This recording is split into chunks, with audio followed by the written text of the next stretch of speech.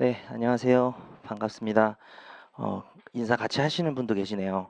꾸벅 고맙습니다. 보통 안 하는데 저는 정현석 변호사라고 합니다. 오늘은 2018년도 가족법 완벽 정리 강의가 될 것 같고요. 많이 오셨네요. 종합반 친구들이 가족법은 그냥 몰아서 들어야지, 뭐 팔모 봐야지 이런 생각 때문에 일단 등록은 하고 뭐 안 올 수도 있기도 해서 수강생이 지금 170명이 좀 넘어요. 근데 그래도 빈자리가 좀 보이는 거 보니까 역시 가족법은 그냥 나중에 몰아서 듣자 이렇게 생각하시는 것 같은데 그래도 되죠. 물론 그래도 됩니다. 그래서 가족법의 특성 때문에 그런 일들이 많이 일어나는 것 같은데 자, 제가 가족법 강의를 어떻게 할 건지에 대해 좀 가볍게 말씀드릴게요. 저는 가족법 강의를 프린트로 합니다. 그래서 총 지금 80페이지 정도 만들어져 있고요. 작년판이랑 그 민사소송법은 작년판에서 좀 많은 개정을 하느라고 쪽대본 때 욕 아니 하여튼 뭐 욕 아니 하여튼 그 좀 늦게 나와가지고 좀 이렇게 없이 또 설명하고 좀 이런 사태가 있었는데 친상법은 많이 개정하진 않았고 그냥 조문의 중요도를 조금씩 바꾸고 있고 그 모의고사 반영해서 그리고 최근 개정된 법 뭐 그래봐야 조문 친족법에서 3개인데 그거 좀 해놓고 2018년 판례도 조금 뭐 넣으려고 하고 있어요. 어차피 몰아서 9월 9월 며칠이죠? 9월 중순쯤에 하순쯤에 제가 최신 판례 2.5개년 판례 특강을 하거든요. 주말에. 그때 어차피 가족법, 민사소송법, 민사집행법도 할 거기 때문에 뭐 다 실어야지 이런 생각을 하진 않았는데요. 그래도 2017년 판례를 조금 넣고 있고요. 서술 같은 거를 조금 모의고사 객관식 지문 조금 더 넣고 있어서 여러분 그 진도보다는 조금 빨리 나올 겁니다. 그래서 이것이 주교재가 되고 이것만 보시면 돼요. 그 외에 보실 필요가 없고 그래서 한 80페이지 정도니까 괜찮겠죠. 말씀드린 김에 제 가족법 강의의 특징을 좀 말씀드리면 한 5가지 정도의 특징, 6가지 정도 특징이 있는 것 같은데 첫째는 최소 분량으로 컴팩트하게 정리해서 이게 컴팩트와 퍼펙트 줄여가지고 제가 옛날에 처음에 데뷔할 때 강사 컴팩트 민사법 그랬는데 다들 스펠링 틀렸는 줄 알고 관심을 주지 않아서 사라졌는데 가족법이야말로 정말 컴팩트 앤 퍼펙트를 지향해보자 해가지고 컴팩트 요거 편집도 제가 한 거예요. 다 무단 판매를 금지합니다도 제가 넣은 거예요. 그래서 네, 요즘 뭐 거래가 좀 되고 있다 그러더라고요. 민사소송법 프린트 이런 게. 그래서 여러분이 팔고 계시진 않으시죠? 제가 책을 내서 뭐 되게 역량을 많이 투여하고 뭐 책을 팔면 좋긴 좋겠죠. 근데 그런데 관심이 많지 않아서 강의에만 좀 관심이 있어서 프린트를 내다 보니까 그래서 좀 살려는 사람들이 많은 것 같은데 애써서 한 거니까 여러분들만 좀 보시고 첫 번째 특징은 지금 말씀드린 것처럼 최소 분량으로 컴팩트하게 해서 100페이지가 안 된다는 건데 사실 펴보시면 아시겠지만 조문을 거의 다 때려 박아놨어요. 그래서 조문은 그 다른 글씨체로 그 원문을 보실 필요가 있을 것 같고 조문 강의가 포함되어 있는 거죠. 이 강의에서는 조문에서 이해하는 법을 좀 알려드릴 테니까 가볍게 적어 놓으시면서 원문 중심으로 보시는 게 좋을 것 같습니다. 그래서 그걸 빼면은 사실 50페이지 분량 정도밖에 안 돼요. 그래서 사실 우리가 제3법 강의하면서 제가 가장 역점을 두는 게 350페이지짜리 얇은 책, 작년에는 100페이지짜리 책을 내면서 제가 가장 고심하는 거는 이것만 봐서는 시험 그러니까 이거 여기 있는 거 외에 시험에 안 나오지만 또 반대로 여기 있는 것만 계속 읽어서는 이해하기가 힘든 게 제3법이거든요. 그래서 깊은 수준의 논의를 어떻게 이 작은 양에서 풀어낼 것인가가 저의 가장 1번 고민이에요. 그래서 4월에 했던 선사위 강의가 뭐 나름대로 저는 그 풀어냈다고 생각을 하는데 350페이지를 가지고 깊은 논의들을 그 안에서 녹여낸 거죠. 근데 사실 가족법은 그렇게 제3법에서 요구되는 변시에 합격하기 위해서 제3법에서 요구되는 이해 수준을 요구하지 않아요. 확실합니다. 그래서 그렇게까지 필요가 없기 때문에 정리된 내용만 좀 보면 되는 거라고 생각을 해서 뭐 다른 강사님들은 뭐 다 다르죠. 뭐 300페이지 내는 분도 있고 한 500페이지 내는 분도 하고 한데 그것을 읽어서 우리가 가족법 박사가 되고 뭐 그럴 필요는 없잖아요. 그래서 요것만 역시 이해할 수 있으면 이것만 정리할 수 있으면 합격하는데 1도 지장이 없게 하자라는 생각에서 만들었다는 점이 첫 번째 특징입니다. 두 번째 특징은 그럼에도 불구하고 오히려 제3법보다 생소하기 때문에 깊은 이해를 요구하는 것은 아니지만 이해는 필요하거든요.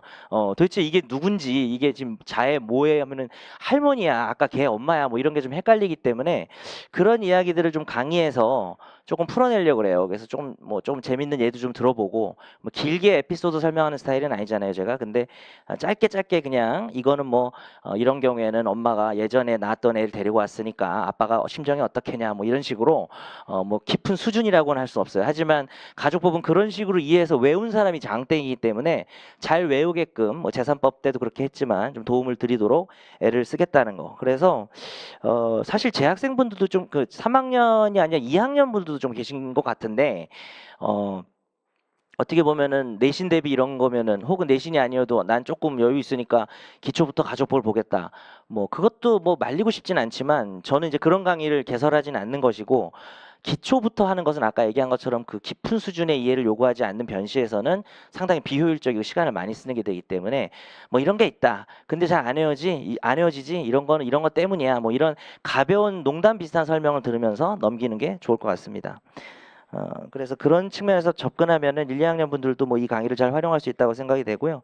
세 번째, 이 교재의 특징인데 조문과 판례를 명확하게 좀 표시를 해놨습니다. 변시에서 가족법은 선사기를 포함해서 조문 판례 외에는 그냥 안 나온다고 보시면 돼요. 한 뭐 학설론이 있는데 한 5군데 정도 그냥 혹시 몰라서, 뭐 상속회복청구권의 성질 뭐 이런 거 있잖아요. 그런 거 뭐 잠깐 보는데 그냥 안 나온다고 보시면 되고, 정답 결정력 있는 지문으로 변시 모의고사에서도 나온 적이 없어요. 그래서 조문과 판례만 알면 99% 끝난 거예요. 그래서 조문과 판례가 어떻게 구별되어 있는지를 명확하게 좀 강조하겠다는 말씀 드렸고요. 네 번째 특징은요. 작년에 시도를 좀 하려다가 아주 전면적으로 시도하지 않았던 건데, 올해는 이 강의에 선택형 기출문제를 전부 풀어드립니다. 그래서 회차가 늘어난 거에 대해서 조금 부담스럽다. 6회도 사실 가족법 가성비 봤을 때 조금 많은 거 아니냐라고 생각하실지 모르겠지만, 이번 강의에서 변시, 변모, 사시 기출문제까지 선택형을 전부 풀어드릴 거예요. 그렇게 생각한 이유는 그 기출을 다 보고 나면, 선택형 기출을 다 보고 나면 가족법에서 이 이상 안 나오는구나라는 거를 아실 수 있습니다. 그 사실 뭐 선택형 강의를 안 하는 강사님들도 많이 계신데, 재산법이고 가족법이고 간에 제가 선택형 강의를 하면서 느끼는 거는, 내가 정말 실력이 오르는구나 라는 생각이 들 정도로 수천 개의 지문을 보게 되거든요. 선택형 강의를 하려면 이런 생각이 들어요.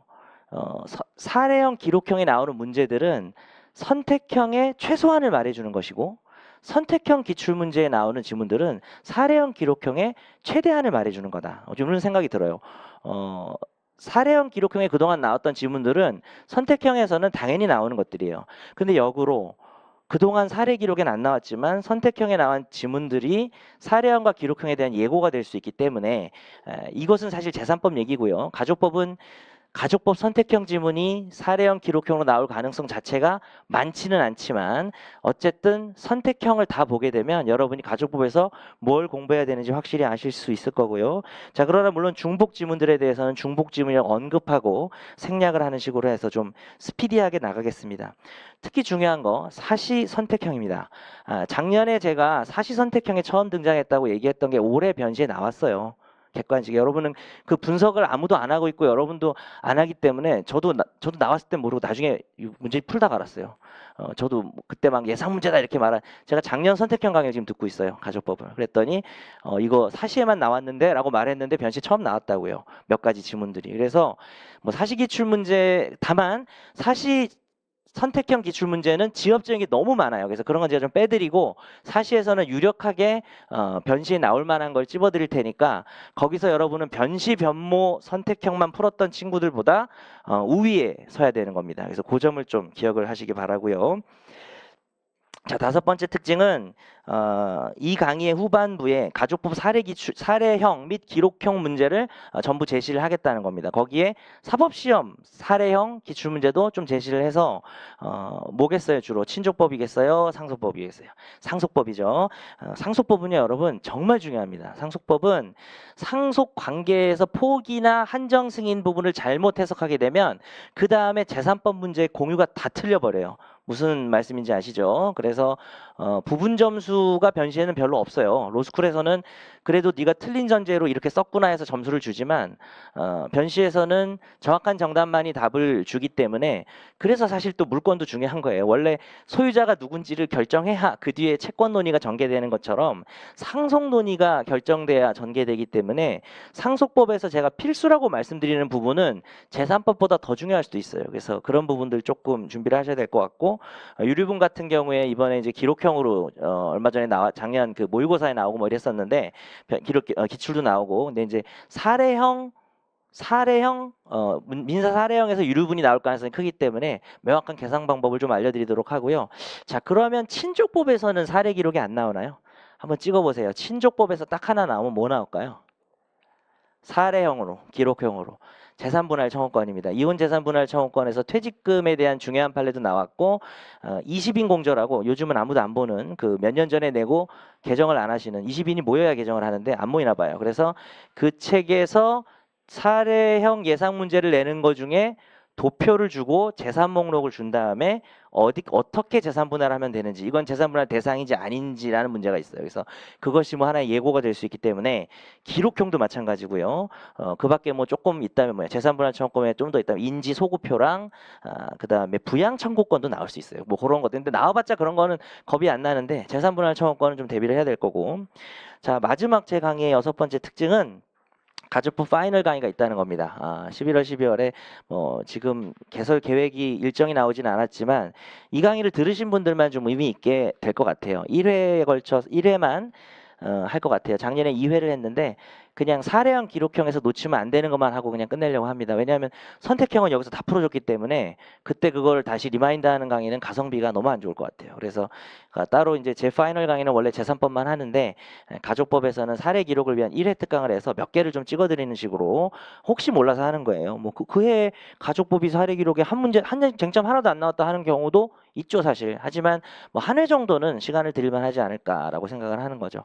그래서 그 정도 특징을 말씀드렸고 말씀드렸다시피 제 진도 진행은 그냥 순서대로 나가는데 중간중간에 뭐 혼인 끝나면 객관식 풀고 이런 식으로 진행을 해서 조금 반복되는 부분이 있지만 어떻게 활용하시면 돼요? 제 개인적인 생각으로는 제가 강의하면서 늘 얘기하죠. 이 강의는 예습을 하고 와야 된다. 아니면 복습이 중요하다 얘기를 하는데 주로 저는 이제 복습이 중요한 강의였는데 이번 강의는 어떨 것 같아요? 그냥 예복습 다 안 해도 되지 않을까라고 생각합니다. 왜냐하면 여러분 6회의 시간을 드리기 때문에 내가 좀 설명을 조금 나름대로 하고 표시를 잘 해놓고 객관식, 그러니까 이게 내가 상당히 내 나름대로 머리를 쓴 게 생각을 많이 한 게 듣고 표시를 잘 해놨는데 뭐 집에 가서 복습하면 좋은데 안 할 것 같고 또 복습을 해도 에라 이러면서 뭐 모르겠다고 이제 말 것 같아서 제일 개꿀이 뭐냐면 지금 한 걸 가지고 문제를 바로 보는 거예요. 그러면 그냥 수업 시간에 이해도가 높아진단 말이죠.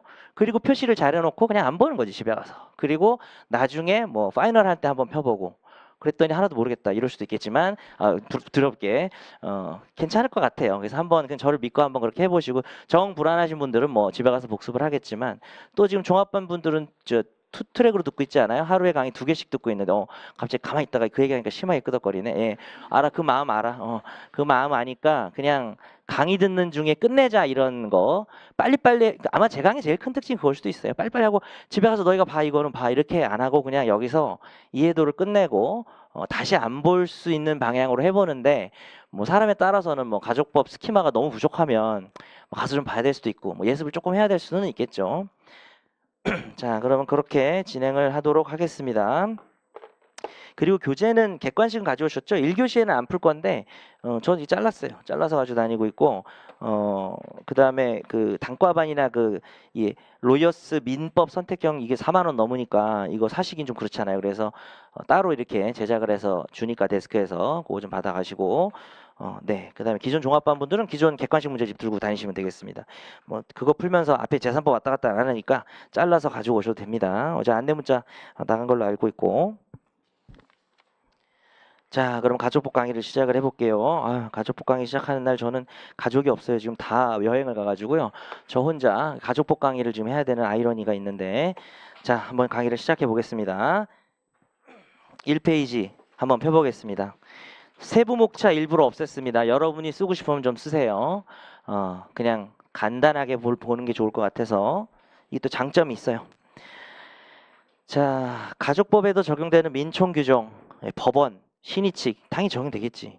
그 다음에 권리 능력, 공소양속, 주소, 기간, 뭐 적용 안 하기가 좀 애매하죠. 자, 여기서 조금 보자면은 제2조에서 신의칙 권리남용 금지에 관한 판례가 뭐가 있을까요? 인지청구권. 아빠, 내 아빠 맞지? 라고 얘기하는 거를 너 30년간 얘기 안 했으니까 너무 늙었으니까 이제 하지 마. 그럴 순 없겠죠. 인지청구권은 인륜에 관한 건데 아빠를 아빠라 하지 못하고 뭐 호부 호영 못하면 안 되니까 실효되지 않아요. 그러니까 신의칙 권리남용 금지가 적용되는데 인지청구권 적용 안 된다는 취지지. 그 다음에 뭐 요거 그냥 좀 받을게요. 객관식 용지 당연히. 전원 이혼 심판이 부적법한 공시송달로 재심에서 취소했으니까 이혼을 했는데 이혼을 성공했어. 이혼하고 싶어서. 근데 재심에서 취소했어요. 근데 전원 배우자가 그 사이에 후원을 한 거예요. 아니 이혼이 확정됐으니까 나는 재혼을 해야지. 남들은 후원이라 지금은 후원이라 부를지 모르겠지만 그 당시엔 재혼이었지. 근데 이게 중혼이 됐어요. 황당하죠? 어쩔 수 없습니다. 그러니까 좀 외워두세요. 객관식이 틀릴 수 있으니까. 전혼이 재심으로 취소되면 그 사이에 이뤄진 재혼이 후혼이 되어서 중혼으로 취소됩니다. 근데 이혼 심판을 믿고 혼인한 제3자 그리고 새로 낳은 자녀들 이익이 크게 침해된다. 그래도 소용없다. 와, 이 가족법에서 자의 이익이 침해되는데도 상관 안 하는 판례 이거 하나밖에 없는 것 같아요. 그래서 실어놨습니다. 138조 뭐 가장 중요한 거죠. 재산법 문제라고 할 수도 있죠. 혼인의 출생자를 혼인 중 출생자로 신고하면 인지 효력이 있다는 거 아시죠? 이게 뭐예요? 무효행위 전환이죠. 요식 요식이에요. 뭐예요? 요식 요식이죠. 뭐 요식 불요식 뭐 이런 것도 있지만 무효행위 전환은 뭐예요? A라는 행위가 무효인 줄 알았으면 B로 하려 그랬는데 근데 무다가 A로 했냐 이래가지고 무효인 행위가 있는데 다른 행위 요건은 적법하고 가정적 의사 알았으면 이거 했을 텐데 이런 거죠. 그러니까 예를 들어서 지금 출생자 출생신고 친생자 출생신고였는데 사실 그거가 유효하지 않다면 인지라도 하려는 생각이 있었기 때문에 인지효력 자 그거는 자기 애인데 밖에서 난 애를 출생신고했으니까 인지지만 그 다음 판례는 남의 애를 자기 애로 출생신고하면은 입양 효력이 있겠죠. 근데 그 두 판례가 매우 비슷하지만 두 번째 판례의 차이점 중요합니다. 입양은 입양 의사와 성립 요건이 모두 필요합니다. 뒤에서 배우겠죠. 내일쯤 배울 것 같은데 자 이걸 나중에 갖췄다면 139조 무효행위의 추인의 문제가 있는데 판례는 신분행위에서는 소급표를 인정해서 139조를 적용했다고 할지 안 했다고 할지 애매합니다. 추신소 이래가지고 무효행위 추인은 신분행위에서 소급표가 있어요. 원래 무효행위 추인은 소급표가 없죠. 새로운 법률행위로 보죠. 자 그래서 139조는 사례형에 등장하거나 선택형에 등장해서 좀 애매하게 뉘앙스를 읽어보세요. 그럼 다음에 쓸 때는 뭐 사례형은 우리 만들어 쓰면 되지. 139조의 무효행위 추인이나 판례는 이 경우 소급표를 인정해서 139조와 좀 달리 적용했다 이렇게 쓰시면 되는 거고 선택형에서는 잘 봐야지 OX를. 자 그 다음 판례는 트랜스젠더 판례인데 이것이 많이 진보적이 됐어요. 우리나라가. 그래가지고 호적 정정을 남자에서 여자로 뭐 여자에서 남자로 왜냐하면 성의 결정은 생물학적 요소만이 아니다. 와, 대법관들 짱인데 어떻게 이런 생각을 안 할 텐데 했어요. 그래서 그러나 안 된다. 동그라미 혼인 중 미성년 두 개 미성년 자녀 각각이야 또는이야. 혼인했는데 이제 남편이 나갔다 들어왔는데 이제 여자가 돼서 돌아왔다. 그러면은 혼인 중 상태에서는 좀 그럴 수 있죠. 그리고 미성년 자녀도 뭐 좀 혼란스럽다 이거예요. 그래서 뭐 아직 여기까지는 인정할 수 없다 이겁니다. 자, 그다음 가사소송. 가나다 라마예요. 가나다는 가사소송이고 라마는 비송이에요. 자, 이제 이런 것들이 있다가 기출에서 다 나왔다라는 거를 충격적인 사실을 확인할 수 있죠. 가나다. 나 취했어. 가무를 좀 즐길래. 이렇게 해서 가무 나 취했어. 그럼 너 하고 싶은 거 다 해. 뭐 이니 하고 싶은 거 다 해. 요즘 그러죠. 그래서 가무 나 취했어 다 해. 이렇게 기억을 하시고요. 더운 여름에 참 어쨌든 자 가류는 각종 무효확인 소송이고 나류는 취소 소송들이 많고요. 다류는 신분관계 해소로 인한 것들이 많아요.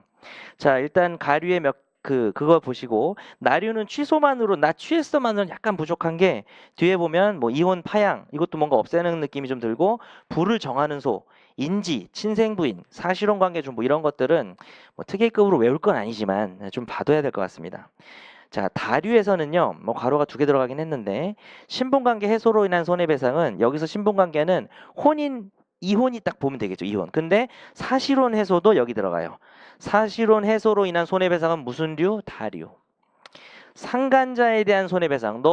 너가 지금 우리 남편이랑 여자 쪽에 주인공을 여자로 해봅시다. 우리 남편이랑 너 바람 폈지. 손해배상 청구하는 게 민사 불법행위로 볼 수도 있을 것 같은데 이것이 이혼이나 사실혼 해소와 연결된다면 가사소송으로 할 수 있다라는 거죠. 잘 기억해야 되겠습니다. 그거 기출됐다. 그죠? 뭐 사신지내가 이따가 확인해 봅시다.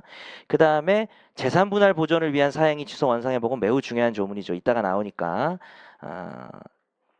이혼 단원에 나오는 매우 중요한 조문입니다.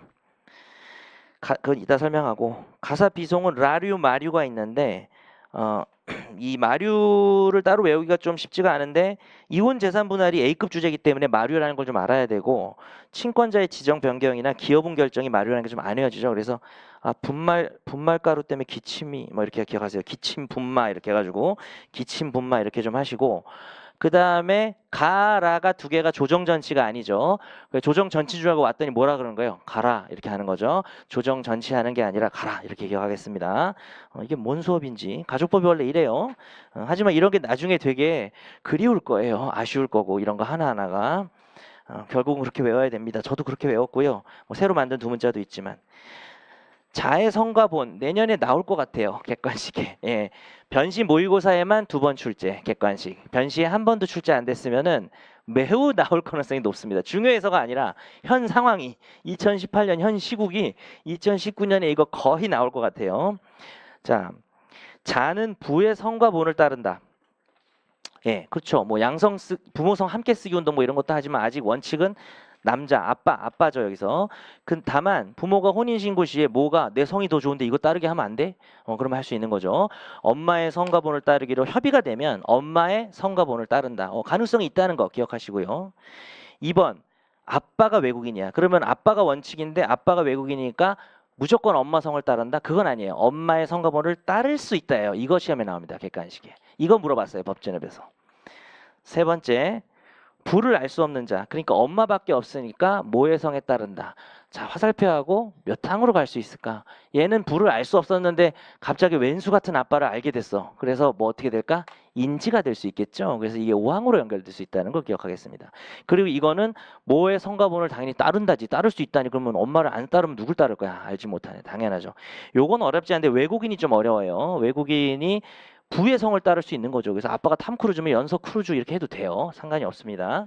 너무 안 어울리나요? 네, 하여튼 자, 그 다음에 4번 부모를 다 할 수 없는 자는 법원의 허가를 얻어서 간지 성과본을 창설한다. 자기가 성과본을 시조야. 내가 시조. 짱 멋있지 않나요? 그래서 내가 엑소 팬이다 이러면은 으씨 해가지고 엑소 으씨 이래가지고 이름을 으르렁 이렇게 잡을 수도 있습니다. 그래서 으씨군요 이렇게. 다만 성과본을 창설한 후 부와 모를 알게 된 때는 아빠를 알게 됐어. 근데 아빠 주씨야. 그럼 주르렁이네. 자, 이런 상황에서 부 또는 모의 성과본을 따라야 한다. 그러면 나 주르렁이야. 노심은 노르렁이고 이상하잖아요. 그래서 어차피 으르렁도 이상하긴 했는데 따를 수 있답니다. 조심하세요. 그래서 내가 혼자 간지나게 창설을 했는데 아빠 엄마를 알게 돼도 안 따라도 돼요. 그래서 계속 으르렁으로 살 수 있습니다.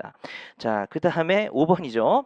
혼인 외의 출생자. 요게 좀 중요한데요. 혼외자가 인지가 되면 걔가 성이 있었을 수 있잖아요. 뭐 아까 2번 이 사망에 의해서 엄마 성을 따르고 있을 수 있죠. 그런데 그 부모의 협의에 따라서 종전의 성과본을 계속 사용할 수 있다는 거죠. 그래서 뭐 이름이 예뻤는데 뭐 이소리 뭐 이런 거 있는데 아빠가 개씨야 뭐 이러면은 아빠 성을 따르면 좀 이상해지잖아요. 그래서 뭐 그런 것들 그렇게 기억을 하세요. 사용할 수 있다니까 계속 이소리로 살고 싶다 나는. 개소리는 좀 그렇다 이렇게 될 수가 있겠죠. 다만 부모가 협의를 할 수 없거나 협의가 안 되면 안 되거나 할 수 없거나 할 경우는 법원의 허가를 얻어서 종전의 성과본을 계속 사용했다. 같은 얘기예요. 그래서 그러니까 부모 협의로 하든 안 되면은 법원 허가로 하든 이렇게 뭡니까? 종전 것을 사용할 수 있다. 나 인지됐지만 내가 살아온 게 있고 그 성이랑 이름이랑 너무 안 어울린다. 이럴 수도 있죠. 자, 8번 자의 복리를 위하여 성과본을 변경할 필요가 있을 때는 자, 요게 그래도 판례가 있는 게 6항이에요. 바로 밑에 있는데 계속 일단 조문 읽어볼게요. 부모 또는 자의 청구에서 다 청구할 수 있어요. 자, 조심하세요. 누구나 청구할 수 있고 법원의 허가. 자, 여러분 그 법원의 허가는 여기 없는 이상한 녹색으로 계속 칠한다든지 법원의 직권은 뭐 보라색으로 칠한다든지 할 필요가 있어요. 그러니까 직권으로 하는 거 법원이 직권으로 하는 거 중엔 2개가 있어. 청구 또는 직권인 게 있고 직권으로만 하는 게 있어요. 이거를 정말 많이 물어봐요. 이걸 정말 많이 물어보니까 전체 지금 우리가 그 친상법을 하면서 법원의 허가와 법원의 직권, 특히 뭐 허가는 그렇다 치고 천천히 하더라도 직권만큼은 좀 색깔을 하나 정해서 알아서 좀 표시하시기 바랍니다. 자, 나중에 파이널 때 뭐 그런 걸 나눠드릴 수도 있을 것 같긴 한데 뭐 저 자신은 없고, 자, 그 여러분이 그냥 잘 표시해 놓으시면 될 것 같고, 자, 판례 보겠습니다. 그래서 변경을 할 수 있는데, 자가 미성년자고 법정 대리인이 문제가 좀 있다 할 때는 친족이나 검사가 또 청구를 하네요. 아, 얘가 지금 복리를 위해서 성과 본을, 자, 이건 어떤 경우일까요? 예를 들어서 뭐가 있을까요? 지금 애가 남녀 사이에서 난 애가 있었는데 이혼을 하고 여자가 얘를 양육권으로 데려가면서 새로운 남자랑 결혼을 했는데 그 새아빠랑 자기랑 성이 다르면은 이게 좀 불편할 수 있잖아요, 얘가. 뭐 그런 케이스로 생각하시면 되겠습니다. 자, 판례는 주관적 개인적 선호 정도를 넘어야만 바꿀 수 있어요. 저 성이 조금 제 필이 아니에요, 이런 걸로는 바꿀 수가 없고요. 자의 복리를 위해서 변경 필요성이 있어야 됩니다. 제가 방금 예를 든 아빠랑 너의 성이 다르니 뭐 이런 것들은 문제가 될 수 있겠죠. 범죄기도 은폐라든지 법령의 불순의도가 아닌 한 원칙적으로 허가한다 그래서 자의 복리를 되게 강조하고 있습니다. 자의 복리상 필요하다면 원칙적 허가입니다. 자, 그러면 이제 혼인으로 넘어갈게요.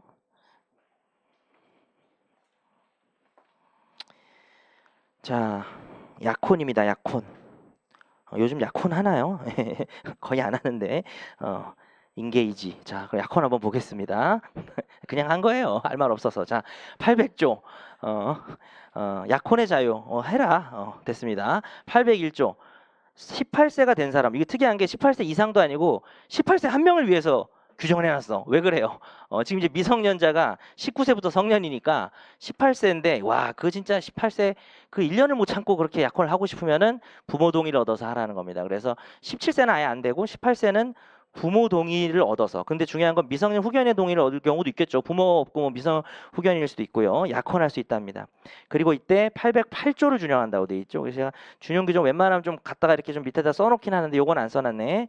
808조는 뭐냐면 여기저기 계속 써먹는 건데, 이렇게 기억하면 돼요. 미성년자가 혼인할 때 부모 동의 필요한데 한쪽이 못하면 나머지 한쪽이 하면 되고, 둘 다 못하면은 미성년 후견 동의받는다, 이거예요. 이게 디폴트로 계속 적용되는 거야. 그리고 이 항을 보면은 피성년 후견인이 부모나 성년 후견인의 동의를 받아 혼인할 수 있다는 게 있어요. 그래서 피성년 후견인 옛날로 말하면 누구예요? 금치산자. 그냥 아예 결여된 분이죠. 의사 능력, 그 행위 능력이 지속적으로 결여된 분인데 이런 사람도 혼인을 할 수 있게 해야 되겠죠. 근데 이때 동의가 성년 후견인만 있을 줄 알았지. 부모의 동의를 얻을 수도 있어요. 요거 특이합니다. 피성년 후견인의 부모가 현재 그자의 후견인이 아니어도 부모의 동의를 얻어서 할 수 있으니까 부모에다가 표시하면 될 것 같아요. 808조 2항은. 자, 다시 앞으로 가서, 자, 그 다음에 801조 받고 802조 다시 볼게요. 비슷한 얘기가 또 나와 있네요. 808조 준용하면서 피성년 후견인이 약혼할 때도 누구라고요? 부모에다 표시하시기 바랍니다. 뭐 혼인하고 똑같죠, 거의 조문이. 803조 뭐 가끔 나와요. 약혼은 강제이행을 청구하지 못한다. 그러겠죠. 이거는 좀 개인의 자유에 해당하는 것이기 때문에 약속은 맞아요. 약정은 맞아요. 이행을 해야 되겠죠. 근데 이행을 안 하면 뭐 손해배상은 될지 모르겠지만, 그죠? 강제 이행은 못 하겠죠. 그 다음 804조 약혼 해제 사유. 이거 참 외울지 말지. 혼인 해제 사유, 지금 이혼 사유도 지금 우리 외우기 싫은데 이혼 사유는 외워야 됩니다. 약혼 해제 사유. 자, 이런 경우에는 약혼을 해제할 수 있다고 되어 있는데요. 제가 이번에 두 문자를 만들었어요. 그래가지고 걔가 약간 병이 있는 것 같은데, 이렇게 지금 일정 중에 말이야. 우리가 지금 일정하고 있는 중인데 걔 약간 병 있는 거 이렇게 기억하시기 바랍니다. 걔 병 약간 일정 중 이렇게 기억을 하시고, 자격정지 이상 그냥 한번 읽긴 할게요. 약혼 후 성년 개시가 뭐가 개시되는 거예요? 성년 후견이나 한중 후견 개시되겠지. 상대방이 그런 경우 좀 문제가 있겠죠. 3번은 여러 가지 불치의 병질이라고 합니다. 그리고 성병은 불치가 아니어도 해당되는 느낌이 들죠. 불치의 정신병 이렇게 돼 있으니까 그건 좀 약혼에서는 좀 그렇겠죠. 그 다음에 4번 다른 사람하고 약혼이나 혼인을 한 경우, 그럼 뭐 이건 중혼이라고 하진 않겠죠. 이쪽은 약혼만 했으니까. 그러나 어쨌든 이중으로 한 거니까. 그 다음에 뭐 5번 간음 있고, 6번 1년 이상, 이게 이혼 사유에서는 3년이죠. 그래서 여기서 1년 이상 생사불명이고요. 7번은 정당한 이유 없이 이행거절, 이행지체를 하는 경우죠. 민법 채무불이행으로 말하자면. 그 다음에 8번은 그 밖에 중대한 사유. 됐어요. 그 정도 볼게요. 805조 약혼 해제 방법. 약혼의 해제는 상대방에 대한 의사표시로 한다. 그러나 상대방에 대한 의사표시할 수 없을 때는 해지의 원인이 있으면 안때 해제된 것으로 본다. 아, 참 특이해서. 제가 뒤에 이혼이랑 혼인은 조문 천천히 읽을 거예요. 근데 약혼은 뭐 그냥 이렇게 표시만 좀 해놓고 지금 조문을 일일이 읽을 시간은 없죠. 제 이 속도에. 그래서 뒤에는 좀 이렇게 보도록 하고 이건 시험에 잘 나오지도 않습니다. 약혼 해제 사연. 근데 그래도 뭐 생겨 먹은 게 시험에 나올 수는 있게 생겨 먹어서 별표 하나 한 거고요. 약혼 해제 방법은 별표는 안 했는데 그 약혼의 의사표시, 해제 의사표시 안 했는데 해제원이 있으면 안때 그냥 해제된 걸로 간주한다는 게 좀 특이하니까 좀 주의라고 좀 써놓으시고 806조는 중요할 수밖에 없어요. 왜냐하면 이거를 약혼에다 규정한 다음에 여기저기서 계속 준용하고 있기 때문에 정확하게 아셔야 됩니다. 1항 약혼을 해제한 때는 당사자 일방은 과실 있는 상대방에 대하여 이로 인한 손해배상을 청구할 수 있다. 그죠? 약혼 해제와 손해배상 청구권입니다. 1항은. 2항 전항의 경우 재산상 손해 외에 정신상 고통 손해배상 책임이 있다. 뭐가 특이해요? 재산이랑 정신 중에? 재산이 특이하죠. 약혼 해제는 당연히 정신상 고통은 있을 것 같아요. 자, 재산상이 특이합니다. 표시해놓고요. 3항 정신상 고통에 대한 배상 청구권은 양도 또는 승계하지 못한다. 뭐랑 달라요? 재산법 실력이 있어야 되는데 시간적 간격설이 왜 나온 거야? 즉사했어도 불법행위로 즉사했어도 위자료 청구권이 생기면서 바로 상속된다고 구성한다는 이유는 위자료 청구권이 상속된다는 걸 당연 전제로 하고 있습니다. 그래서 우리가 채권자 대위권에서도 위자료 청구권은 귀속상의 일신전속권은 아니라서 다 상속이 되는 건데 행사상으로는 일신전속권이니까 대위할 수 없다라는 게 나와요. 사실 그걸 지금 다 그런 게 이제 기본기가 있어야 돼요. 사실은. 자, 그런데 약혼 위자료, 이혼 위자료 같은 것들은 양도 승계가 안 된다 그래서 귀속상의 일신전속권이기도 해요. 그러니까 이게 우리 엄마가 이혼해서 슬픈데 약혼 해제 엄마가 있으면 안 되고요. 약혼이라 뭐 이혼일 때는 뭐 애가 있을 수 있는데 그거를 누군가가 상속받을 수가 없는 거예요. 자, 그러나 지금 사망이 제일 중요해요. 그러나 당사자 간에 이미 그 배상에 관한 계약 성립 소재기 후에는 상속된다라는 겁니다. 꼭 기억하세요. 그래서 약혼 해제로 인한 손해배상 청구 소를 제기하고 딱 죽었어요. 그러면 민사소송법 문제입니다. 수계. 하겠죠. 그죠? 왜냐하면 수계는 당연승계 긍정서를 전제로 하는데 당연승계 긍정서는 상속할 수 있는 권리를 전제로 하는 거죠. 만약에 이게 상속할 수 없는 권리라면 수계가 아니라 소송 종료가 되겠죠. 자, 근데 지금 보시다시피 소를 제기한 다음에는 상속이 가능하니까 네, 이거 중요합니다. 별표해놓고 옆에도 화살표에서 그러지 아니하다가 뭐 승계, 뭐 화살표하고 수계, 뭐 이렇게 소송 수계 이렇게 써놓으면 좋을 것 같습니다. 이혼이 더 중요한 거죠. 이혼해서 지금 그걸 하려고 미리 해놓은 거고. 자, 판례는 가볍게 볼게요. 약혼에서 당사자의 학력, 경력, 직업을 속였다면은 이거는 해제 사유가 될까? 뭐 해제 사유가 된대요. 그래가지고 이런 거 학력을 속이고 뭐 초등학교 나왔는데 뭐 대학교 나왔다 이렇게 해가지고 근데 이 포인트는 사실 이 사실관계는 중매로에 있는 것 같아요. 예, 그런 느낌이 들었습니다. 중매로 10일간 교제 후에 약혼을 한 사안에서 약혼을 빨리 했네. 자, 그래서 약혼을 해지할 수 있다 그랬습니다. 그래서 요 판례 이유를 제가 그냥 필요 없어서 안 써놨는데 서로에 대한 정보를 자세히 알 수 없었다. 근데 여기서 학력을 속이는 문제 된다는 거죠. 그래서 만약에 뭐 오랜 기간 사귀고 이랬다면 뭐 아닐 수도 있는데 뭐 중요한 판례 아니고요. 나올까봐. 자, 약혼 해지로 인한 손해배상 청구권은 약혼 당사자의 부모도 그렇죠. 우리 애랑 약혼해놓고 왜 바람 펴가지고 해제되게 하냐라고 하면서 손해배상 청구할 수 있고요. 또 약혼 당사자의 부모를 상대로도 부모가 말린 거야. 야, 걔 아무래도 아닌 것 같아. 내가 보니까 궁합을 봤어. 이거 아니야. 이렇게 해가지고 약혼이 해제돼. 우리 엄마가 너 안 된대. 이래가지고 해제됐으면은 그 엄마와 점쟁이를 점쟁이는 아니지만 상대로 해가지고 해야 되겠죠. 자, 그 다음에 제가 비교해놨어요. 같은 위자료 청구권도 사망 위자료는 상속이 돼요. 근데 약혼 해제 위자료, 이혼도 마찬가지죠. 계약 성립이나 소재 기호가 아니면 상속성이 없는 거고 반대로 말하면 계약이 성립했거나 소재기 조심하세요. 왜냐하면 계약 성립은 뻔해. 계약하면은 구체적인 금액이 결정된 거잖아요. 근데 소재기는 지금 막 분쟁을 시작했는데 상속이 된다는 거죠.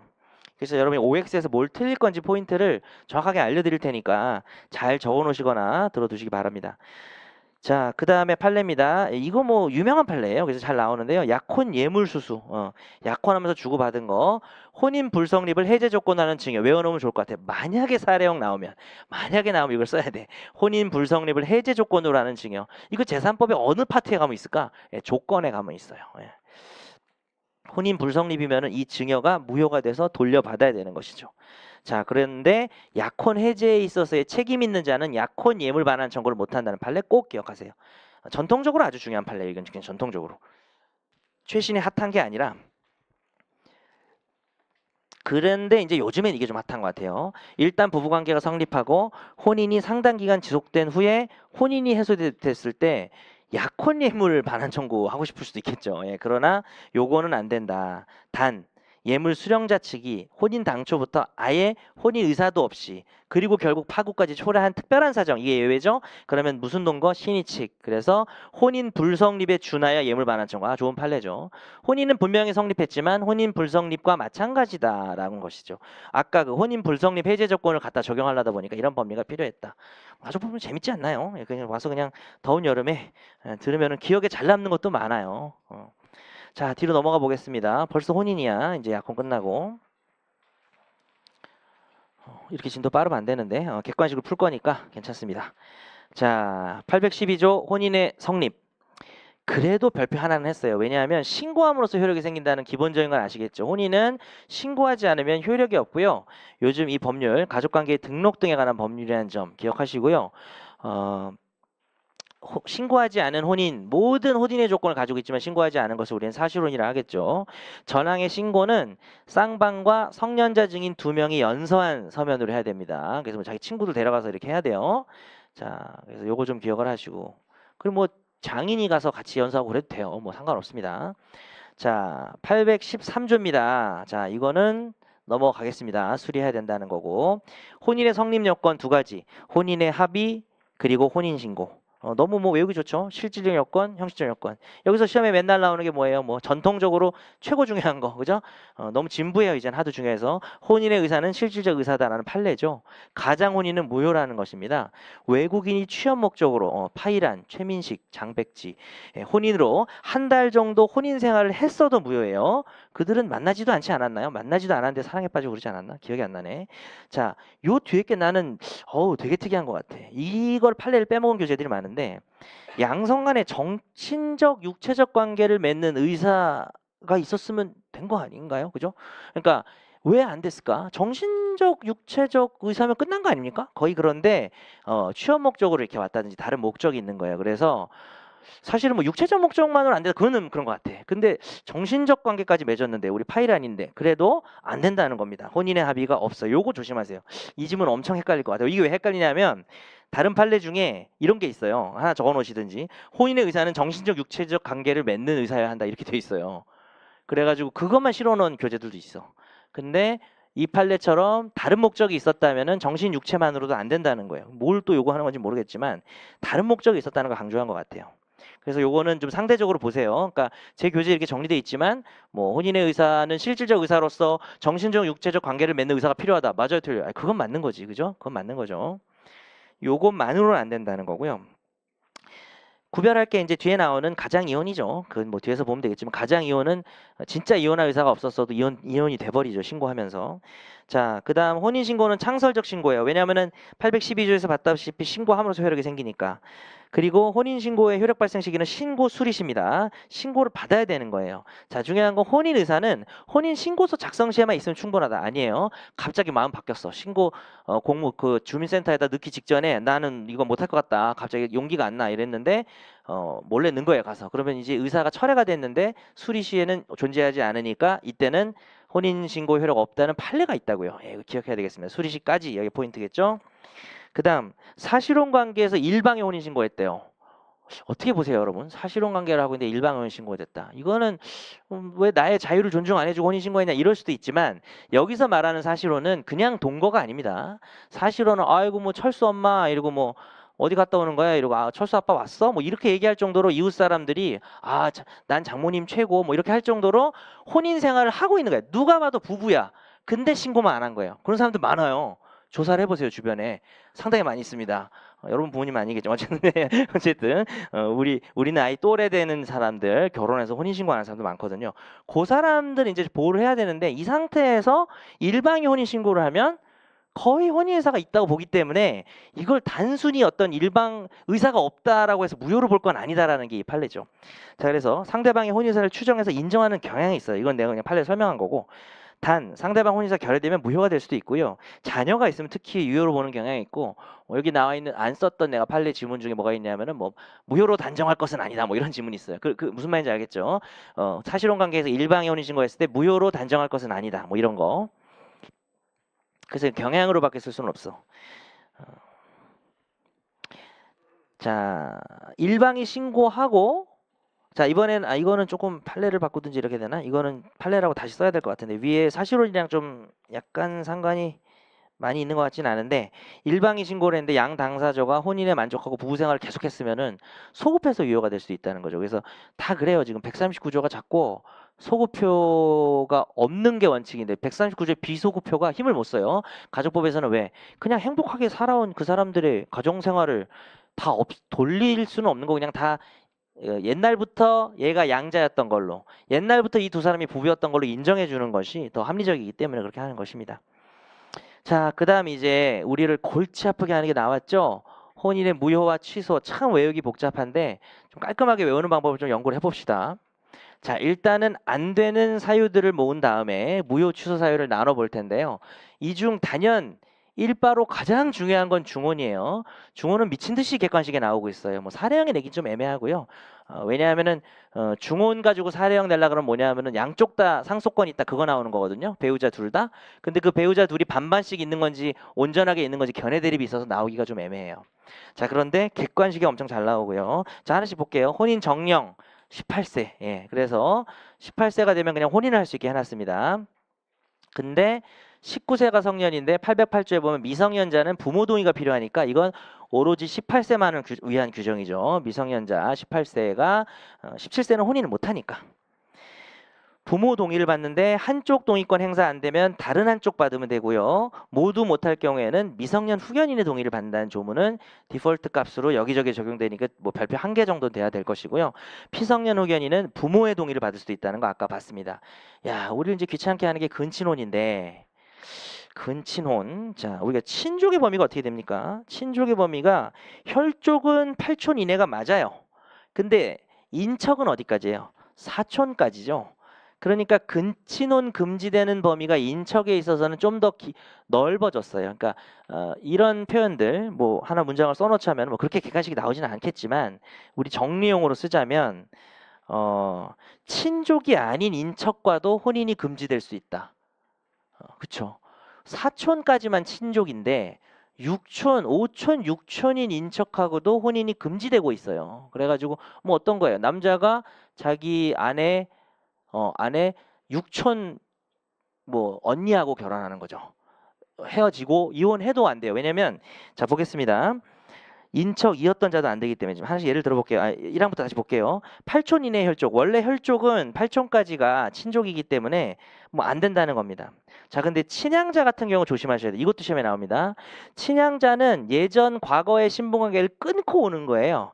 하지만 그것은 자의 복리나 이런 걸 위해서 그렇게 할 뿐이지 진짜 핏줄이 끊긴 건 아닌데 혼인을 하게 해서는 안 되겠죠. 그래서 친양자의 예전 과거 혈족도 당연히 혼인을 못하게 하고 있고요. 8촌 이내의 혈족은 혼인하지 못합니다. 9촌부터 혼인할 수 있어요. 9촌부터 찾아봐야 되고 자, 그 다음에 2항입니다. 664예요. 자, 우리가 인척을 이제 뒤에서 볼 텐데 혈배랑 혈배, 배혈, 배혈배, 그죠? 그 다음에 혈배혈. 혈배혈은 이거는 인척이 아니에요.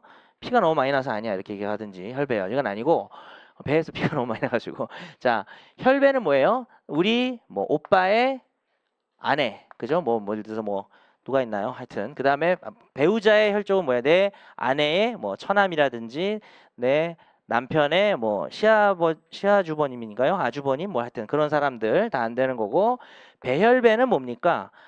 이 드라마에 많이 나오죠. 드라마에 A랑 B랑 남매인데 남매인데 얘는 C를 좋아하고 그 다음에 얘는 D를 좋아하는데 얘네 둘이 결혼하죠. 얘네 둘이 주인공.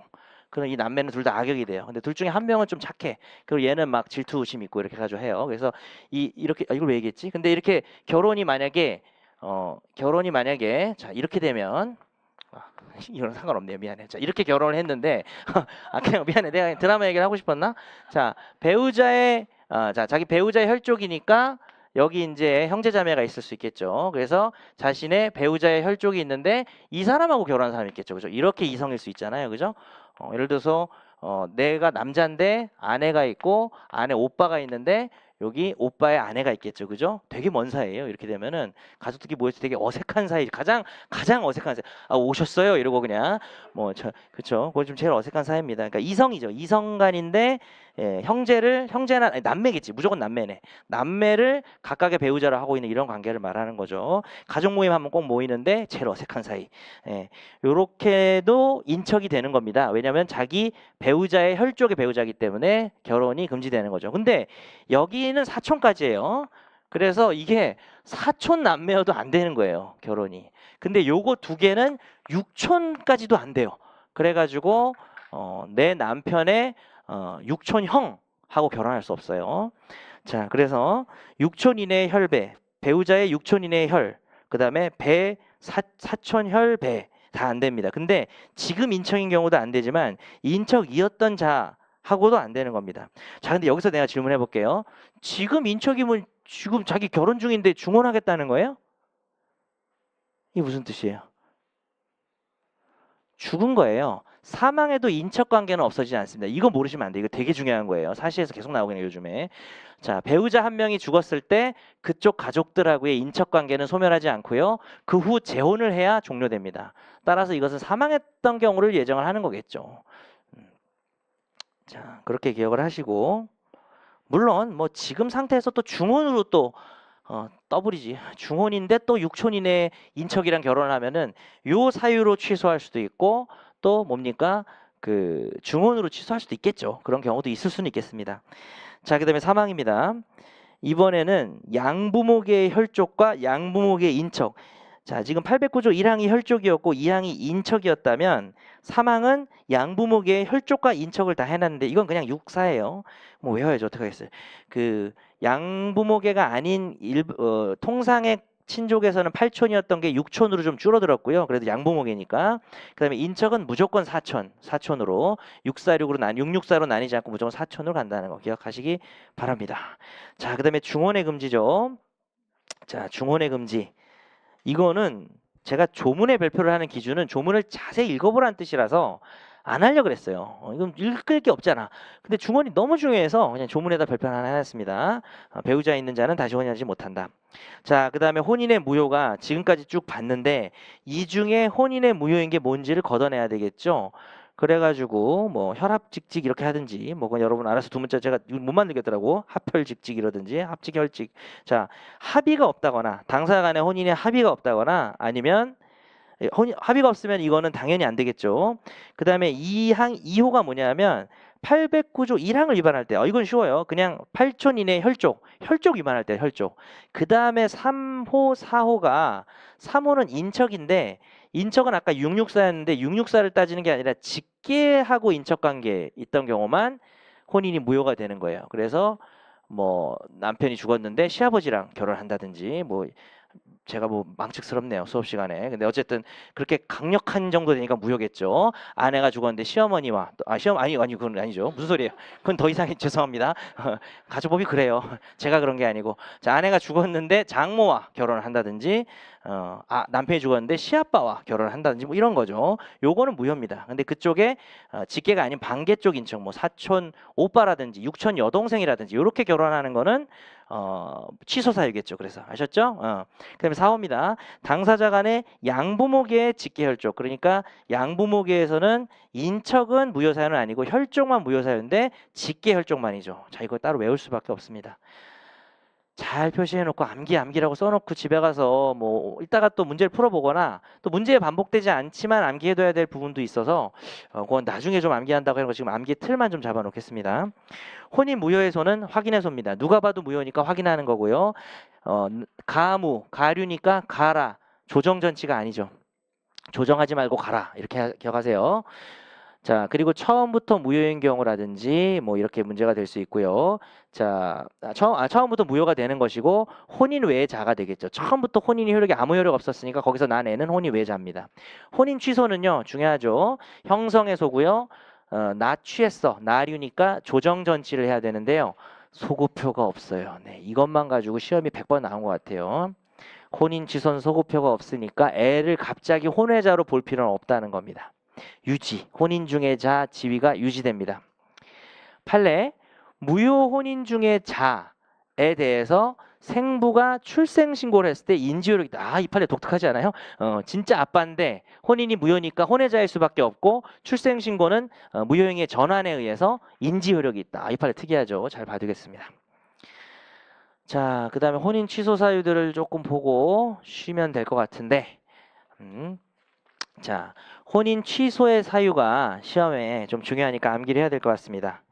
807, 808, 809 근데 사실은 여러분 이렇게 쓰면 돼요. 807부터 810이에요.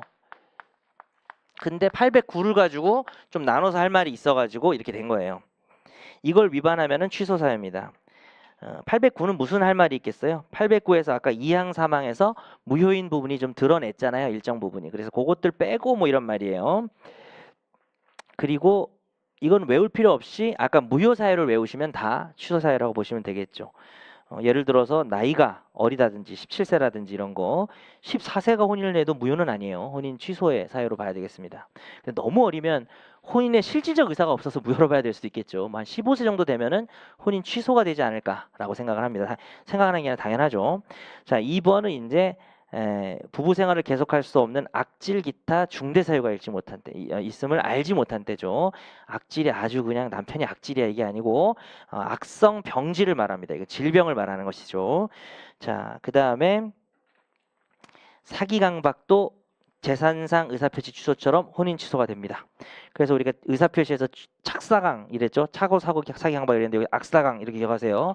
악사강 외에 나머지 모든 사유들이 있고, 그러니까 악질이랑 사기 강박은 여기 새로 규정이 된 거고 1호는 그 외에 여기서 금혼 사유들이 다 무효 사유 빼고 다 들어가는 거죠. 자, 그리고 이제 좀 자잘한 것들이 나와요. 연령 위반 혼인의 취소 청구권자는 소발 안 하겠습니다. 이거 뭐 나오면 틀리세요. 817조 나와 이런 것까지 우리가 맞출 수는 없어요. 818조는 중혼이 너무 중요하니까 이건 좀 외울게요. 요거 두 문자 좀 괜찮아요. 뒤에서부터 오면 돼요. 검사한테 사건 배당되잖아요. 그죠? 검사 직배당 이렇게 그렇게 기억하시기 바랍니다. 아니면 배검사가 직방을 검색했다 이러시는데 배검사 직방 이러든지 검사 직배당. 자, 그래서 당사자 중혼이라는 건 뭐예요? 중혼이라는 것은 A가 B랑 먼저 결혼을 했는데 뭐 이중매매요. 하여튼 이게 두 번째 똑같죠. 이렇게 이중매매랑 그림이 똑같죠. 이게 후혼이죠. 후혼. 그러면 이 혼인이 이게 지금 취소돼야 돼요. 이게 취소돼야 되는데 중혼의 당사자들도 취소할 수 있는 거고요. 자, 그 다음에 배우자라고 되어 있으니까 제일 열받는 건 B죠. B가 당연히 취소할 수 있는 것이죠. 그 다음에 직계혈 쪽이 시험에 잘 나와요. 아니 우리 아들이 중혼을 했네. 아빠가 취소할 수 있습니다. 그 다음에 애가 취소할 수 있어요. 우리 엄마 중혼이네. 이러면서 애가 취소할 수 있어요. 정말입니다. 잘 기억하세요. 직계혈 쪽이 잘 나오고요. 사촌인의 반계혈적도 되고요. 외삼촌이 사촌 동생이 와서 취소할 수 있습니다. 그리고 검사도 돼요. 왜 그럴까요? 중혼은 어찌 보면 가족법 혼인에서 가장 죄질이 나쁜 무효 사유는 아니지만 취소 사유이긴 하지만은 이중으로 혼인하는 혼인신고하는 거는 이거는 공익에 심각하게 반하는 거라서 취소할 수 있는 사람들이 조금 많은 편이에요. 자, 그 다음에 동의 없는 혼인의 취소 청구권이라는 것은 누가 결혼할 때 동의를 받아야 됐었죠? 어린애가, 그죠? 아까 나이가 만 18세짜리였어요. 자, 808조 위반했을 때 19세가 되면은 취소 못해요. 그 다음 혹은 한 명 더 있었죠. 어린애 말고 피성년 의견 있었죠. 근데 얘가 성년 의견 종료 심판이면 이제 좀 정상으로 돌아온 거죠. 그리고 3개월이 지나거나 자, 그다음 세 번째 잘 봐요. 임신. 이거 기억하세요. 18세가 동의 없이 결혼하고 그러니까 19세면 결혼할 수 있는데 그죠? 18세 때 꼭 이렇게 결혼을 해야겠다. 동의를 근데 안 받았다. 그럼 취소해야죠. 근데 임신을 했다. 그럼 취소 못해요. 요거 기억하시고. 근친혼 취소 청구권은 그 포태입니다. 포태. 근친, 포태. 뭔가 좀 단어가 파열음이 많죠. 근친, 포태 이렇게 가세요. 근친혼 취소는 취소도 파열음이야. 근친혼 취소는 포태되면 못한다. 이렇게 기억을 하시기 바랍니다. 자, 뒤로 넘어가서 나쁜 병질, 뭐 안날 6월 요거 그냥 여러분 보시면 될 것 같아요. 이런 것까지는 뭐 사기 강박은 잘 나와요. 왜냐하면 재산법이랑 비교하려고 잘 나와서 그래서 별표 2개 해놨어요. 결혼을 할 때 사기를 쳐서 결혼했대요. 아니면 무섭게 해서 결혼을 했대요. 이것도 참 문제 심각하죠. 사기를 안 나오고 강박을 면한 날로부터 3개월이라는 기간을 꼭 기억하세요. 대부분이 6개월인데 요건 좀 심각하긴 한데 짧게 3개월로 간다는 거 좀 기억을 하시기 바랍니다. 물론 아까 그 성년 후견 종료 심판이나 19세가 된 후도 3개월이긴 했습니다. 요거 3개월 기억하겠습니다. 취소 청구 못합니다. 자, 그 다음에 824조가 한 줄짜리인데 별표를 사실 3개 해도 모자라지 않고 뭐 별표를 뭐 한 줄이라 안 할 수도 있지만 이거 가지고 계속 시험에 내고 있습니다. 이혼 취소랑 비교해야죠. 이혼 취소는 소급표가 있습니다. 입양 취소는 또 어떨까요? 입양 취소는 소급하지 않아요. 파양 취소는 소급합니다. 다 쓰려고 그러지 마시고 이렇게 외우시면 돼요. 좋은 거, 혼인, 입양, 기쁜 거죠? 네, 이걸 취소할 때는 소급해서 그걸 다 지우지 말자는 거예요. 우리 좋은 추억을. 근데 이혼, 파양, 나쁜 거 이거는 잘못 이혼하고 잘못 파양했으면 아무 일도 없었던 것처럼 소급해가지고 이혼과 파양이 애초에 없었던 것처럼 하자는 겁니다. 그렇게 외우시면 절대 안 잊어버려요. 물론 이제 법률가는 이혼 파양이 더 중요합니다. 정말 가족이라는 굴레로 있는 것보다는 이혼할 권리와 파양할 권리는 진짜 중요한 거예요. 근데 이제 우리가 외우자니 갑자기 너무 진지해졌어. 다시 이혼은 좋은 거? 아니 잘못 얘기했어요. 미안합니다. 혼인은 좋은 맛이 갔네요. 자, 혼인은 좋은 거, 이혼은 나쁜 거 이렇게 해가지고 취소할 때 혼인을 취소하면서 소급할 필요는 없는 것이죠. 자, 가족이 없어서 그래요. 제가 오늘. 자, 824조의 2입니다. 혼인의 취소와 자해 양육입니다. 837, 837(2의 규정은 혼인의 취소의 경우에 자해 양육 책임과 면접 교섭권을 준용한다는데 원래 이 837과 837의 2는 특혜급 조문이에요. 그래서 그거는 거기서 발표를 하고 이혼이죠. 이혼과 어떤 자녀의 문제죠. 요거는 837에서 좀 보도록 하고 825조 혼인 취소도 손해배상 청구권이 되고요. 혼인 무효도 손해배상 청구권이 되는데 아까 배웠던 그 값이 뭐예요? 806조 디폴트 값이 뭐였어요? 과실 있는 애한테 배상 청구하고 재산상 정신상 다 할 수 있고 정신상은 위자료는 양도승계가 안 되는데 계약 성립하거나 소집 후에는 양도승계된다. 요거 꼭 기억하시고. 자, 밑에 좀 보고 1교시 마칠게요. 혼인 취소 사유를 외우는 법이 있습니다. 자, 이건 뭐예요? 이거는 악령. 중동에 갔더니 악령이 근사했다 이렇게 기억을 하세요. 중동 악령 근사 이렇게 기억을 하시고요. 근친혼은 직계 아닌 이사망이라고 돼 있는데 그죠? 직계 아닌 이사망이라고 돼 있으니까 이게 완벽한 서술은 아니에요. 완벽한 서술은 아닌데 어쨌든 대략적으로 맞는 서술이니까 중동 악령 근사 이렇게 기억을 하시고요. 그렇게 기억을 해도 되고 무효사유로 외워도 되겠죠. 혼인 취소의 경우에도 재산분할 청구하는 것은 민법에 없어요. 가소법에 있습니다. 요거 객관식 지문으로 나왔어요. 혼인 취소도 재산분할 해야 되겠죠? 그죠? 소급하지도 않으니까 이혼이랑 거의 비슷한 거예요. 취소도. 다만 사유가 다른 것이죠. 혼인 취소가 이혼 사유보다는 좀 더 중대한 것 같긴 합니다. 혼인 취소는 결혼할 때부터 문제가 있었던 거니까. 자, 중혼입니다. 시험 문제 밭은 중혼인데요. 중혼은 취소되지 않는 한 유효하다는 걸 가지고 여러 가지 문제들이 나오고 있어요. 자, 요 상황에서 취소를 안 했을 때 이혼 청구했대요. 혹은 이렇게든 뭐든. 이혼 될까요? 아니 뭐 중혼해가지고 취소 이거 문제 있는 놈들이 이혼 됩니다. 왜냐하면 취소를 안 하고 내가 이혼을 택한 거예요. 살다 또 바람을 핀 거예요. 3혼 이 나쁜 놈. 그래가지고 이렇게 되면은 여기 입장에서는 부정행위니까 이 혼인은 취소되기 전에는 보호되는 겁니다. 그래서 이혼 사유가 있으면 이혼할 수 있다. 판례계 학설이에 판례예요. 이거 시험에 나오면 쉽지 않겠죠? 전혼뿐만 아니라 후혼도 이혼 청구가 가능합니다. 그 다음 판례. 중혼 상태에서 중혼자가 죽으면 전혼 배우자와 후혼 배우자가 모두 상속권을 가집니다. 그래서 이런 나쁜 업적을 해놓고 이 사람 죽었어. 그럼 이 사람 재산이 있을 거 아니에요, 그죠? 이 재산을 나도 배우자 상속이 되는 거 조심하시기 바랍니다. 왜냐? 취소를 못하고 죽었으니까. 취소를 하고 죽었으면은 후호는 상속이 안 되겠죠. 없어졌으니까. 그러나 자 그러면 더 나아가서 중혼자 사망 후 중혼 취소 판결이 나올 수도 있어요. 죽은 다음에도 이 중혼이라고 하는 잘못된 걸 바로잡을 필요가 있기 때문에 중혼의 취소 판결이 가능한데요. 그러면 이제는 후혼 배우자가 이제는 상속권이 없냐? 아니죠. 역시 취소는 소급하지 않고 이미 상속은 언제 발생했어요? A의 사망 시에 발생한 것이기 때문에 역시 상속권이 있습니다. 이걸 가지고 시험 문제가 계속 나오고 있습니다. 내년에도 여러분이 객관식에서 이 중혼을 만날 가능성이 매우 높아요. 어차피 하나 나오게 돼 있어서 자 물론 혼인해서 하나를 내겠다라고 하면 이제 이혼을 내기 때문에 그거보다는 좀 뒤로 밀리지만 이혼 빼고 제일 중요한 게 혼인에서는 중혼이에요. 중혼. 자, 그다음 이혼을 했어요. 누구랑 결혼해서 살다가 이혼하고 재혼을 했는데 이혼이 취소되면 아까 뭐 비슷한 거 하나 있었지. 이혼이 재심에서 취소된 게 있었지. 이거는 재심 취소는 아니고 그냥 이혼의 취소라는 게 있어요. 그래서 이혼하고 재혼을 했는데 이혼이 취소되면 재혼이 중혼이 돼서 취소가 가능하다는 게 아까 앞에랑 똑같아요. 그러니까 이혼을 취소하든 이혼 심판을 재심 취소하든 어쨌든 그 뭡니까? 그리고 이혼의 취소는 소급표가 있어요, 없어요? 나쁜 거를 취소했던 거니까 소급해가지고 이혼이 없었던 걸로 해줘야 되는 거죠. 그럼 아까 했던 재혼이 정말 나의 인생 제2막 재혼이었는데 그게 아니라 중혼 이렇게 되는 거 갑자기. 그러면 이 취소가 된다라는 거 꼭 기억하세요. 이게 시험이 나올만 하죠. 헷갈리고 하죠.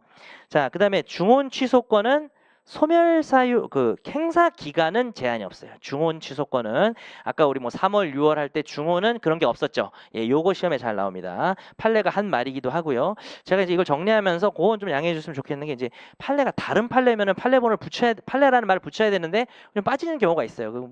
뭐가 중요하겠습니까? 어쨌든 이게 다 판례예요. 다 판례라는 것만 말씀드리고 하나의 줄표 안에서 이제 판례가 있으니까 다 판례인데 이 별개 판례인데 제가 판례 말머리를 좀 이제 따로 뭐 붙인 경우가 좀 있어요. 근데 어쨌든 기억을 하시고 권리남용으로 중원 취소를 못하게 된 판례가 있는데 뭐 사안이 그렇게 중요한 것 같지는 않아서 안 실어놨습니다. 괜히 자꾸 막 보고 싶죠. 뭐 그거 자꾸 안 보는 게 좋습니다. 자꾸 뭐 보려고 해보면은 더 양만 늘어나고 안 돼요. 지금 여기 있는 것도 여러분이 완벽하게 외워서 시험장 들어가는 게 쉬운 일은 아닐 거예요. 그죠? 그래서 여기 있는 것만 외우시고 또 뭐가 있어요? 이것도 11월, 12월에 제가 추록이 있습니다. 그래서 가족법에서 제가 정말 중요한데 빠뜨렸다고 생각하는 거 두세 개가 있다거나 아니면 최신 뭐 중요한 내용들 모의고사에 나왔다 이런 거 있으면은 한 10개 미만으로 추가될 겁니다. 재산법이랑 같이 추가됩니다.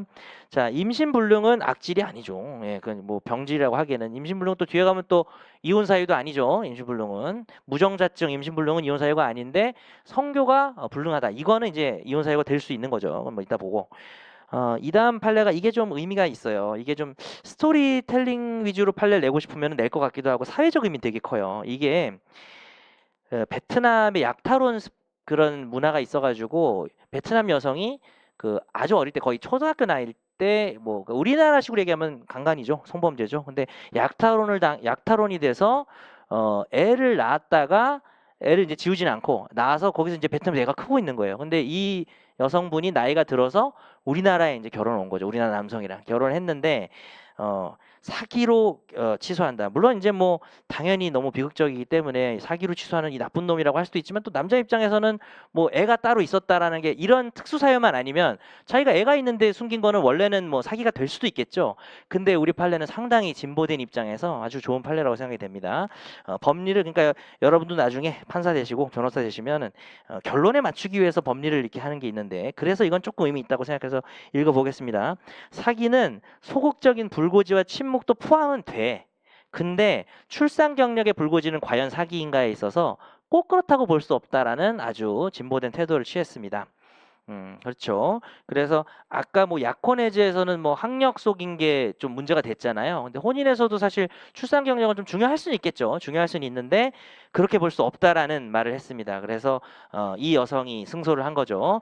아동폭력, 성폭력 범죄 피해로 임신 출산한 경우 단절된 경우에 출산 경력의 불고지는 혼인 취소 사유가 아니고 이것은 국제 결혼이라야 달리 볼 것이 아니다라는 아주 의미 있는 판례죠. 예, 좀 쉽게요. 15분 정도.